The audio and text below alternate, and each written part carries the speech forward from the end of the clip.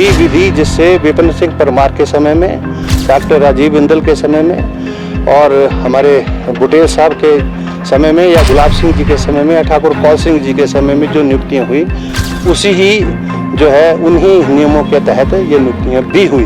क्या हिमाचल विधानसभा की भर्तियां पहले के नियमों के तहत हुई हैं? क्या पहले भी ऐसी ही भर्तियां हुआ करती रही हैं? चाहे भाजपा की सरकारें हो या फिर कांग्रेस की सरकारें, जिस तरह इस बार विधानसभा में भर्तियां की गई हैं, क्या उसी तरह पहले भी सरकारें भर्तियां करती आई हैं? अगर ऐसा है तो फिर इस बार की भर्तियों पर सवाल क्यों? नमस्कार दोस्तों, आप देख रहे हैं समाचार फर्स्ट टू द पॉइंट और मैं हूं आपके साथ बालकृष्ण। हिमाचल प्रदेश विधानसभा में हुई भर्तियों को लेकर उठ रहे सवालों का जवाब देने खुद विधानसभा अध्यक्ष कुलदीप सिंह पठानिया मैदान में उतरे हैं और मीडिया के सामने भाजपा के आरोपों पर भाजपा को ही कटघरे में खड़ा कर दिया।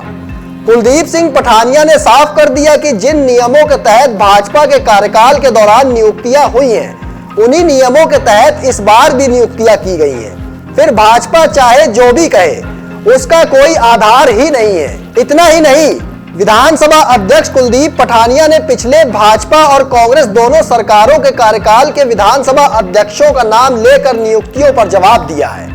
एक बार आप खुद सुनिए कुलदीप सिंह पठानिया ने क्या कहा है। क्या सवाल उठाया, क्या नहीं उठाया, ये तो विपक्ष जाने, क्योंकि विपक्ष के भी स्पीकर रहे हैं और जो प्रक्रिया उन्होंने जो है फॉलो की, उसी प्रक्रिया के तहत विधानसभा में नियुक्तियां हुई हैं और कोई नया कोई नियम नहीं बनाया गया, नई कोई प्रक्रिया की विधि नहीं बनाई गई। वही विधि जिससे विपिन सिंह परमार के समय में, डॉक्टर राजीव बिंदल के समय में और हमारे बुटेल साहब के समय में या गुलाब सिंह जी के समय में या ठाकुर कौल सिंह जी के समय में जो नियुक्तियां हुई, उसी ही जो है उन्हीं नियमों के तहत ये नियुक्तियां भी हुई हैं। दरअसल भाजपा ने आरोप लगाया था कि इन पदों पर भर्तियों में धांधली हुई है। भाजपा का आरोप था कि नौकरियों की बंदरबाट करते हुए अपने चहेतों को नौकरियां दी गई हैं। इन भर्तियों को विधानसभा ने अपने स्तर पर आयोजित करवाया था। भाजपा के अलावा शिक्षित बेरोजगार संघ ने भी इन भर्तियों पर सवाल खड़े किए थे। और तो और तत्कालीन वीरभद्र सरकार में डिप्टी एडवोकेट जनरल रहे विनय शर्मा ने भी भर्तियों में सवाल खड़े किए थे और सुक्खू सरकार को विनय शर्मा ने चौतरफा घेरने का काम किया था। ऐसे में भाजपा के आरोपों के बाद विधानसभा सचिवालय प्रशासन ने अधिसूचना जारी कर इन भर्तियों पर स्पष्टीकरण तक दिया था।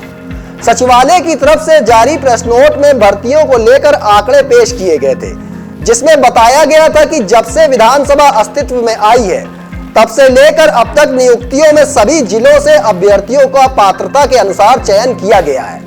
अब विधानसभा अध्यक्ष कुलदीप सिंह पठानिया की तरफ से आए जवाब पर विपक्ष यानी भाजपा क्या प्रतिक्रिया देती है, ये देखने वाली बात होगी।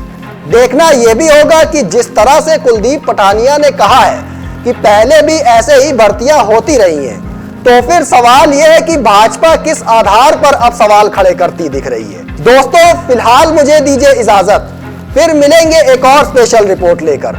लेकिन कमेंट बॉक्स में आप अपनी राय देना ना भूलिएगा। तब तक के लिए धन्यवाद।